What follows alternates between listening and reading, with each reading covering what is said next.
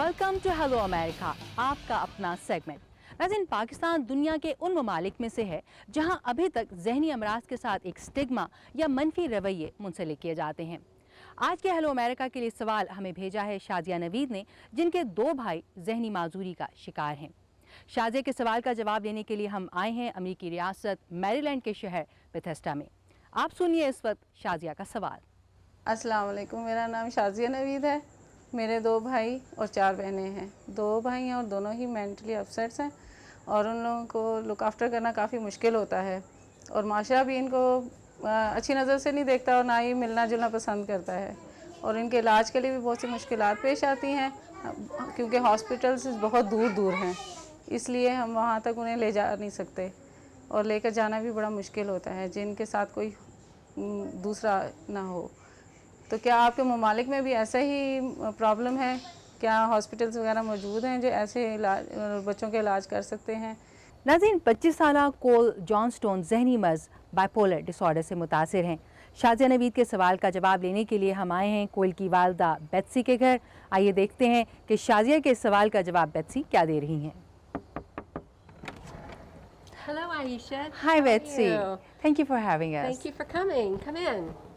In answer to the question about perception of mental illness and stigma attached to it in the United States. امریکہ میں ذہنی امراض سے منسلک منفی رویے کے بارے میں پوچھے جانے والے سوال کا جواب یہ ہے کہ اب بھی یہاں یہ سٹگما کافی حد تک موجود ہے۔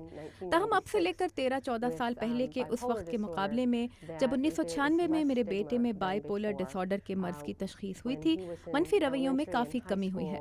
پرائمری اور ہائی اسکول میں دوسرے بچوں نے میرے بیٹے سے اور ہمارے دوستوں نے ہم سے تعلق ختم کر لیا تھا کیونکہ وہ اس کی ذہنی بیماری سے خوفزدہ تھے۔ آج میں محسوس کرتی ہوں کہ میں زیادہ آسانی سے لوگوں کے سامنے اپنے بیٹے کی بیماری یعنی بائی پولر ڈس آرڈر کے بارے میں بات کر سکتی ہوں، ایسے لوگوں سے بھی جو کہ میرے لیے بالکل اجنبی ہوتے ہیں۔ اس کے رد عمل میں اکثر لوگ مجھ سے اپنے دل کی بات کرتے ہیں، تو اس بارے میں گفتگو پہلے کے مقابلے میں زیادہ آزادی سے ہو رہی ہے، لیکن سٹگما اب بھی موجود ہے۔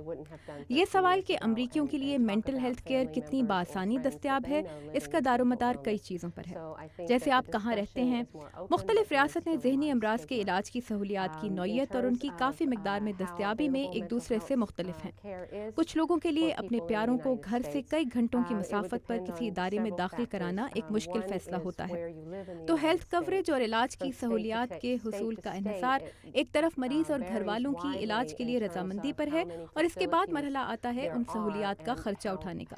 اگر آپ کے پاس ہیلتھ کوریج نہیں ہے تو علاج بہت مہنگا ہے، اور اگر ہیلتھ کوریج ہو بھی تو مریض کو اسپتال میں اتنے عرصے کے لیے نہیں رکھا جاتا کہ اچھے علاج اور مریض کی حالت سنبھلنے کے لیے کافی ہو۔ ہیلتھ انشورنس نہ ہونے کی صورت میں ہسپتال سے چھٹی کے بعد کسی پرائیویٹ سائیکائٹرسٹ کے پاس جانا اور ادویات خریدنا بھی بہت مہنگا ہے۔ ہیلتھ انشورنس کے بغیر یہ اتنا مہنگا ہو جاتا ہے کہ بہت سے لوگ بغیر علاج اور ادویات کے رہتے ہیں۔ حکومت کے فنڈ سے چلنے والے کچھ پروگرامز ہیں جیسے میڈیکیڈ، تاہم یہ بھی بعض اوقات مریض کے لیے ضروری علاج کو کور نہیں کرتے۔ میرے خیال سے اس وقت جاری اس بحث کے ذریعے کہ حکومت کی شمولیت صحت عامہ کے شعبے میں کس نوعیت کی ہونی چاہیے، اس وقت امریکہ میں ذہنی صحت پر بہت زیادہ توجہ دی جا رہی ہے، اور امید ہے کہ صورتحال میں تبدیلی آئے گی۔ So hopefully some good things are going to come from that to help people get the mental health care treatment that they need. So I hope this has been helpful.